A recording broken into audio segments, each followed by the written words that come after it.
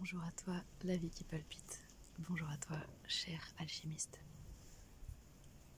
Alors, en ce mercredi 13 septembre 2023, je viens vers vous donc pour vous faire un partage, une communication, une transmission un petit peu spécifique. Mais je suis poussée à le faire. Donc pour ça, j'ai besoin de revenir un petit peu en arrière sur certaines choses et certains événements et peut-être vous faire connecter vous-même avec vos propres souvenirs et vos propres perceptions. Donc c'est parti. Donc j'espère que vous allez bien. Donc les énergies du mercredi et du mercure, c'est vraiment une idée de se servir de sa sphère intellectuelle et une certaine forme d'analyse et de communication claire. On parle souvent de son mental inférieur et de son mental supérieur. Donc c'est vraiment important en effet d'arriver à pouvoir faire la part des choses et ce jour-là il est spécifiquement, je pense, propice à nous aider à ça. Donc ce que je voulais vous transmettre, donc c'est quelque chose d'assez particulier, mais qui me ramène à mes souvenirs d'enfance. Donc peut-être que certains d'entre vous ont aussi beaucoup de souvenirs d'enfance, surtout dans la petite enfance. On va dire entre 4 et 8 ans, 3 et 8 ans, ouais. Donc peut-être que vous aviez vous aussi des perceptions plutôt de l'ordre de choses qui se passaient dans votre cœur, des ressentis. Et aussi des choses que vous pouviez, entre guillemets, pas vraiment entendre dans votre tête, mais percevoir et capter en termes d'informations plutôt mentales. Et c'est comme si toutes ces choses ont évolué et m'ont suivi donc toute ma vie jusqu'ici, et donc forcément amené certaines choses spécifiques, certains événements et situations au cours de mon existence qui ont pu venir confirmer justement ces différents ressentis. Donc par exemple, ce que je peux vous exprimer, peut-être que je sais pas si ça vous fait un écho, si quand vous étiez petit vers 5-6 ans, quand on vous a montré un planisphère, si vous êtes mis à pleurer en ayant cette sensation que non, c'était faux, qu'on nous montrait quelque chose d'erroné, que le planisphère qu'on avait sous les yeux c'était pas la réalité. Donc, ça, j'ai pas d'infos supplémentaires à vous apporter, mais en tous les cas c'est quelque chose qu'on me dit de vous partager parce que c'est relié avec ce dont je vais parler a priori. Donc oui, avec cette sensation qu'en effet non, c'est bien plus vaste que ce que les adultes nous racontaient à l'époque, donc ils nous racontaient juste ce qu'on leur avait transmis à leur tour. Il y avait aussi ces sensations où, d'une manière ou d'une autre, et beaucoup plus le soir et la nuit, cette sensation d'être profondément tourné vers le ciel et les étoiles, avec cette posture et vraiment cette image qui me vient avec quelqu'un qui tend les bras vers le ciel, avec cette idée d'appartenance à quelque chose d'autre que seulement cette partie terrestre, mais quelque chose de très viscéral et profond. Puis en plus dans la partie, la période de la petite enfance, donc assez spécifique, assez particulier, avec une forme de grande nostalgie et de profonde tristesse intérieure, de se sentir coupé de son essence, de sa famille, hein, quelque chose dans ce goût-là. Donc c'est vrai que voilà, à partir de mes 8-9 ans, moi j'étais j'ai certaines lectures qui m'ont orienté un petit peu sur certains sujets, et donc j'ai vraiment à partir de ces âges-là énoncé beaucoup de demandes et de prières vers le ciel, notamment celle de venir me chercher. C'était pas facile de vivre cette incarnation avec autant de choses un petit peu contradictoires, et quelque part cette chose vraiment profonde qui me reliait au ciel. Et donc du coup ces demandes répétées de venir me chercher quelque part, c'était pour me ramener à la maison. J'entendais qu'un jour on rentrerait à la maison, qu'un jour on se retrouverait, mais c'était assez dur, et donc je demandais du soutien depuis l'enfance finalement. Et j'ai rêvé, mes 30 premières années vraiment ont été tournées vers le ciel, et dans le sens où profondément curieuse et profondément tournée vers le désir de comprendre toujours plus le monde dans lequel on vit, et notamment cette histoire de trouver la racine du bien et la racine du mal, d'arriver à trouver la source de chaque chose, histoire de comprendre mieux de quoi moi j'étais faite déjà, parce que Mais voilà, parce que du coup il faut bien arriver à se comprendre et à voir de quoi on est fait pour arriver à savoir qui on est, pour savoir là où on va. Et donc du coup c'est vrai qu'à l'époque j'aurais rêvé observer certains phénomènes dans le ciel. Je pense que j'aurais ressenti beaucoup d'effervescence si ça s'était présenté. Et donc si vous voulez, en cours de route j'ai vécu des choses assez complexes, assez transformatrices, donc, du coup qui ont vraiment changé en fait radicalement ma vision de certaines choses, et en effet ma vision du monde dans lequel je vis. Une grille de lecture tout à fait nouvelle depuis quelques années maintenant, comme si ça s'était vraiment déposé en moi pour venir s'ancrer, qu'à partir de ce nouveau socle je pouvais vraiment rayonner pleinement et voilà, et comment entamer véritablement ma mission auprès de mes frères et sœurs. Alors en toute humilité, comme je vous l'ai dit, je l'ai déjà entamé pour moi depuis la maternelle, mais avec ce nouvel outil d'internet, et surtout ce nouvel outil de quantique en fait, qui est la voix du cœur, et qui est la voix du cœur, qui est cette voix immatérielle qui transcende l'espace et le temps, ce fameux don d'ubiquité, et voilà, toutes ces choses là, télépathie et autres connexions invisibles. Donc du coup voilà. Est-ce qu'il y a d'autres choses avant de vous raconter l'événement? Est-ce qu'il y a d'autres choses dont il faut que je parle?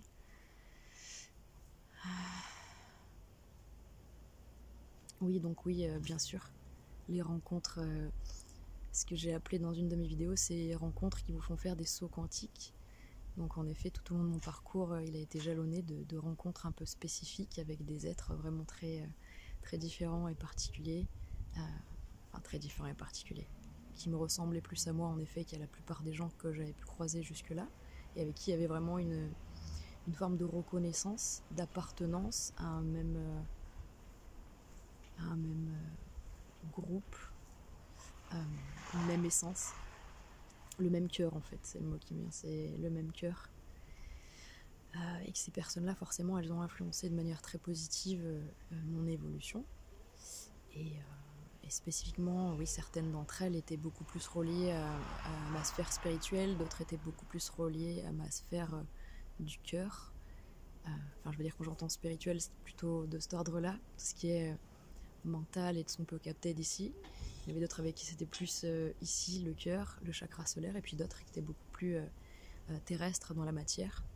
Mais toujours cette idée que quelque chose de vraiment puissant, de différent avec les autres rencontres et relations. Et cette histoire vous savez, de sorte de ping-pong énergétique où on se renvoie la balle de manière très équilibrée, très très évolutive, avec cette notion de spirale ascendante qui nous porte toujours plus haut. Donc du coup c'est intéressant parce que finalement ces rencontres-là, en effet, bien sûr, à chaque fois elles sont venues répondre à des attentes et à des prières que j'ai formulées les mois auparavant. Donc c'était très beau. J'aurai, je pense, l'occasion et le plaisir de vous en parler plus en avant. Mais donc du coup ces fameuses rencontres qui étaient reliées forcément à ce dont je vous ai parlé, de ces perceptions depuis l'enfance. Et donc ces personnes-là, ces fameuses rencontres qui m'ont fait faire des sauts quantiques étaient directement reliées à ces sentiments, ces sensations de nostalgie et d'appartenance à une même essence. Donc je ne citerai pas leur nom, mais je sais qu'ils se reconnaîtront et que de toute façon, voilà, c'est mes petits trésors, mes petits diamants bruts qui sont, bruts, c'est-à-dire pas encore polis par la vie, c'est-à-dire qu'on est tous des diamants bruts et on demande à être polis et enlever toutes les couches limitantes. Donc voilà, je les remercie du fond de mon cœur infiniment pour leur présence et leur qualité d'être. Et donc du coup, c'est vrai qu'à l'époque avec un ami, on avait vraiment tous les deux, on était sur ce même fil, on allait se faire des balades la nuit en espérant pouvoir voir des choses dans le ciel. C'était il y a bien longtemps déjà, c'était il y a 17 ans, le temps file. Et donc du coup, ces dernières années, comme je vous dis, j'étais vraiment plongée dans un bain beaucoup plus houleux, une sorte de chaudron finalement, une sorte de chaudron bouillonnant émotionnellement, Et donc du coup plein de choses qui se sont transformées en effet de l'intérieur, avec, comme j'en ai déjà parlé, ces énergies scorpioniques, transformatrices, intenses. Et du coup quelque part c'est comme si voilà, j'étais plus, comment dire, j'étais toujours tournée vers le ciel, mais je ressentais plus la nécessité finalement de demander que se manifestent certaines choses. J'étais beaucoup plus en accord et beaucoup plus alignée, beaucoup plus dans l'acceptation voilà, des événements dès qu'ils se présentent. Et c'est vrai que j'ai vécu des temps d'introspection et de solitude qui ont été très durs, mais en même temps qui ont déployé et qui ont débloqué énormément de ressources. J'aurai l'occasion de vous en parler plus tard. Là du coup je vais vous raconter cet événement. Ça fait déjà 10 minutes, je voulais pas faire trop long. Donc c'était en 2019 et c'était en janvier, donc peut-être une semaine ou deux après mon anniversaire. Et donc c'était un soir où, vous savez, il n'y a pas de vent, c'est très calme, et puis il y a une ambiance particulière avec cette brume, cette hygrométrie assez importante dans l'air, où on voit des nappes de brouillard. Et donc je sors, c'était tard, entre 23h et minuit.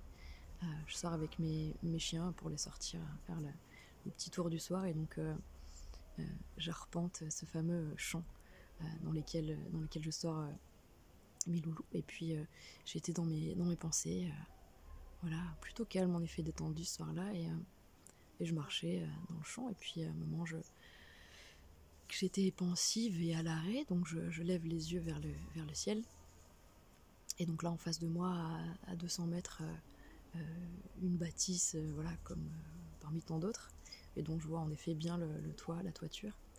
Et puis donc je lève les yeux, voilà, dans cet espace-là du ciel, et puis je me dis, bon sang, mais c'est qu'il y a une sacrée lune ce soir, dis donc, je l'avais pas vue, elle est, qu'est-ce qu'elle est grosse. Des fois c'est vrai qu'on voit la lune on la voit hyper près, quand elle est pleine. Il y a vraiment des moments où on se dit, mon sang, elle est énorme, on l'a rarement vue comme ça. Bon là elle était peut-être pas aussi grosse que des fois quand on la voit énorme, mais elle était quand même bien grosse, et elle était assez brillante, mais vous savez, très très éclairante, mais sans être éblouissante. C'est vrai que des fois elle peut être plus petite dans le ciel, mais elle est tellement éblouissante qu'on a beaucoup de mal, et que c'est non plus pas conseillé, j'imagine, de la regarder fixement. Mais donc ce soir-là, je me dis, bon sang, elle est super éclairante, elle est belle, elle est grosse et tout. Et puis je la regarde mieux, je me dis, mais c'est curieux, parce que je voulais vous faire un dessin, j'ai complètement oublié. Je voulais faire un dessin finalement, parce que ça faisait vraiment en effet donc rond, mais donc c'est comme si ça faisait plutôt comme un œil en fait, parce que ça faisait rond et ça faisait une sorte de forme un peu géométrique de chaque côté, comme le dessin d'un œil finalement, en partant en pointe sur les côtés. Je pense que vous voyez à peu près ce que je veux dire. C'est comme si finalement vous dessineriez un losange, et puis que vous preniez le centre du losange, en son centre vous décrivez un cercle, et vous avez cette forme un peu entre guillemets un poil ovoïde, mais assez ronde, et avec les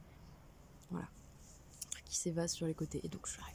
Puis le temps que je me dise tout ça, en fait tout ça se passe donc sur 6 à 8 secondes, donc ça fait, on est d'accord, c'est quand même assez long. Donc je la vois, je l'observe, je me dis tout plein de choses, et puis donc je vois que ça se met à descendre. Alors je me dis, ah bah tiens, voilà autre chose. Donc puis tout doucement, ouais, ça descend, et puis c'est là que je me rends compte que c'est bien haut dans le ciel, parce que je me dis, mais d'accord, donc ça descend vraiment juste au-dessus du toit de cette maison, de la manière dont j'étais postée moi. Ça descend tout doucement, et donc je sais pas, ça a dû descendre sur j'en sais rien, une sorte de centaine de mètres finalement, et puis d'un coup, pouf, ça s'est évanoui. Et donc là où j'aurais pensé rester un petit peu interloquée, un peu interdite, un petit peu désarçonnée, je me suis sentie éminemment calme. Je me suis sentie très très sereine, comme si finalement ce que je venais voir était absolument normal. Voilà. Comme si c'était la manifestation de la suite logique de tout ça, et c'est très beau, et vraiment quand je me relie à cet événement, je me sens ça fait du bien, c'est émouvant. Je me sentais vraiment en paix, je me sentais reliée. Et donc je cherchais même pas à mentaliser, à essayer de comprendre pourquoi ça venait de disparaître, qu'est-ce que ça pouvait être. Non, je me rappelle que ce qui m'a vraiment imprégnée, c'est cette sensation de grande paix, de grand calme. Et je me suis donc je suis rentrée chez moi tranquillement avec mes chiens et je me suis entendue réfléchir un petit peu à tout ça et j'ai vraiment entendu à l'intérieur de moi que c'était une forme d'encouragement en fait et de message. Voilà, après chacun en effet de toute façon croit à ce qu'il veut, mais l'important c'est pas, on peut croire à ce qu'on veut, du moment qu'on est prêt à un moment donné à laisser nos croyances de côté si elles sont entre guillemets périmées, plus utiles. Mais ce qui est important c'est plutôt de ce qu'on ressent. Ce qu'on ressent c'est pareil, ça sera valable qu'à un moment T, mais c'est toujours intéressant, très important de vraiment observer ce qu'on ressent, s'il y a vraiment un message avec le ressenti et l'émotion qui va avec. Et là, cette sensation de grande paix, je me suis dit bon sang, ça c'est vraiment magique et oui, ça me fait me dire qu'en effet, je l'associe à du soutien, je l'associe à une sorte de récompense, vous voyez, un peu de cadeau. Je l'ai pris comme ok, continue, t'es sur la bonne voie, je l'ai pris comme ok, c'est bon, ils sont en route, ils sont bien là, tu vas rencontrer voilà, ceux qui te ressemblent, et vous voyez, comme tous ceux que j'ai pu rencontrer, comme je vous dis, sur mon chemin, petit à petit. Tout le long de mon existence, en sachant qu'en effet ils faisaient partie de ce fameux groupe dans mon cœur et voilà, et donc du coup je l'ai pris comme vraiment quelque chose de voilà qui me confortait en fait et qui venait me conforter et me réconforter, voilà, quant au chemin et à la route qu'on empruntait. Et puis bon, ça aurait été c'est déjà exceptionnel, j'estime y avoir vécu un truc aussi beau. Mais 3 jours après, du coup, comment dire, ma vie est tellement intense que des fois j'oublie des choses assez mystiques et exceptionnelles, extraordinaires qui se déroulent, parce qu'il y a tellement de choses. Mais 3 jours plus tard, donc je pensais plus forcément à ce truc-là, mais 3 jours plus tard, même lieu, même heure, je retourne dans le champ à sortir mes loulous. Même climat, hein, même temps, même température, la même ambiance. Et pareil, très calme, et je suis là, je vagabonde dans ce champ. Et puis donc là, voilà, un moment, un truc qui a l'air d'être à peut-être 200, ouais, peut-être 100 mètres, ouais, parce que la maison était à 200 mètres, là plus près, comme 100 mètres de moi, donc d'une autre direction, et dans le champ en face du mien, c'est-à-dire il y a un champ séparé par une clôture et par une sorte de haie de prunelier sauvage, et un autre champ derrière. Et moi je peux pas y accéder par le champ dans lequel je me trouve, mais je vois quelque chose tomber, alors beaucoup plus vite que ce que j'ai vu descendre la lune 3 jours auparavant, mais un objet pour le coup de petite taille, vous voyez, l'image qu'on m'envoyait, c'était, je l'ai raconté à une amie il y a quelques jours. Vous savez, dans le Seigneur des Anneaux, quand Dame Galadriel, elle donne étoile du matin à Frodon Sake, ce genre d'objet pas très gros, mais qui aurait une sorte de luminosité très très, pareil, très très diffuse, très, très, très éclairante, mais à la fois très douce. Mais comme si un objet de cette taille-là, j'ai l'impression dans ma tête, j'ai entendu fragments d'étoiles, voilà, ce genre de choses, et qui chutaient. Alors, pas très doucement et pas très vite, c'est-à-dire, comme j'ai pris l'exemple de, vous savez, une feuille morte quand elle tombe d'un arbre, mais une feuille morte qui est gorgée d'eau malgré tout, qui est bien, bien remplie d'eau. Elle va quand même descendre assez vite, mais... Et donc, j'ai vu ça chuter, descendre, et donc je me suis dit, ah mince, je peux même pas aller voir, c'est tombé dans le champ d'à côté. J'ai dit, mais c'est la même lumière, c'est la même énergie, c'était la même... ouais, quelque chose qui venait se déposer, de même nature. Et donc du coup j'étais là, c'est beau, et je n'ai plus... Enfin voilà, j'ai été vraiment imprégnée, ce que je voulais dire juste avant, dans le premier événement, remplie d'une gratitude, mais indicible, incommensurable, mais sans que ça me bouleverse, vous voyez. C'était... voilà, ça devait être. C'est ça que j'ai ressenti, c'était... voilà, c'était maintenant, c'est comme ça. Et voilà, et donc du coup, vraiment... un splendide cadeau, une splendide reliance, et c'est vrai qu'après après ces événements, il y a eu quand même pas mal de rencontres et d'événements qui sont venus un petit peu qui se sont accélérés finalement. Donc voilà, je voulais vraiment partager ça avec vous parce que j'étais vraiment poussée à le faire. Et donc voilà, peut-être que ça fait des échos en vous, peut-être que certaines personnes de votre entourage vous a relayé des témoignages similaires. Voilà, peut-être des moins agréables aussi, puisqu'il y a son lot voilà, de phénomènes un peu moins agréables dans ces... Voilà, c'est vrai que j'ai une famille qui peut être assez connectée à tout ça malgré elle. Il préférait être tranquille, mais non. Il faut s'occuper de tout ça, voilà, il faut prendre en charge voilà, ce qui nous est imparti. Hein. On a choisi de s'incarner sous différentes conditions, avec différentes entre guillemets choses qu'on avait vraiment besoin de déployer, donc c'est le moment.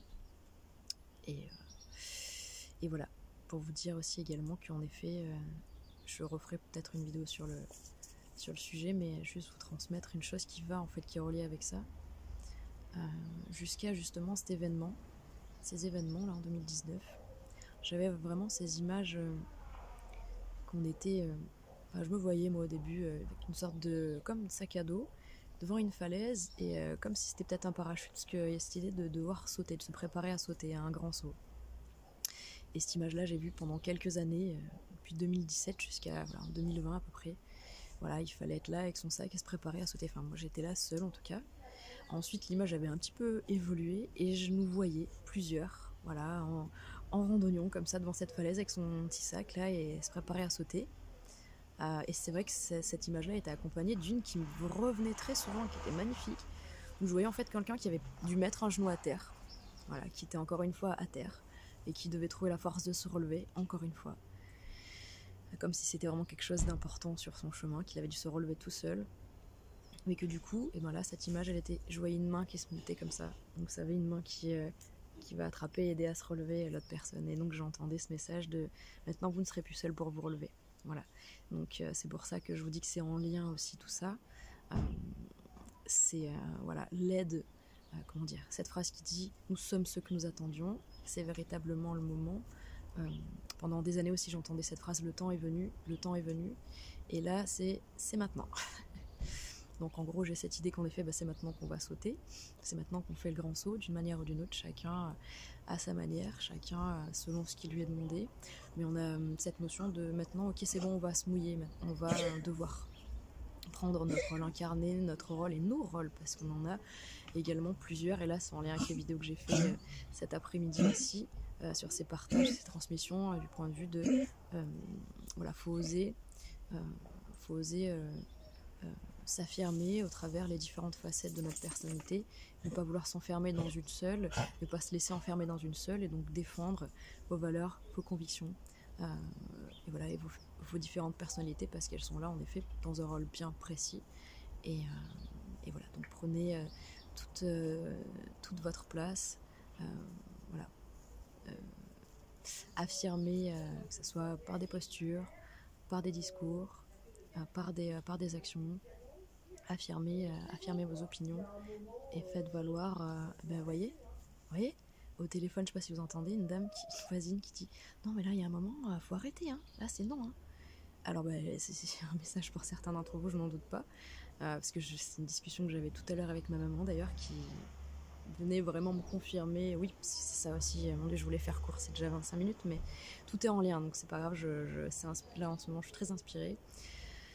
On est poussé à prendre position, on est poussé à prendre parti, on est poussé à s'exprimer et à dire non quand c'est non, et oui c'est ça que je veux quand c'est ça que je veux. Donc ce qui est bon pour vous, il n'y a que vous qui savez ce qui est bon pour vous, et pareil pour ce qui est mauvais. Donc laissez personne vous dire, laissez-vous dire quoi ou comment, c'est vous qui êtes en maîtrise, c'est vous le patron, c'est vous le chef. Voilà. Dieu c'est à l'intérieur de vous, voilà, c'est ça. Donc allez-y, soyez ferme, mais en même temps doux. La douceur et la fermeté, moi j'avais un papa, il avait cette grande force d'être à la fois très ferme et très doux. Et c'est possible en fait de s'affirmer sans étant une brute. Et c'est possible de s'affirmer et et de ne pas se laisser faire. Voilà.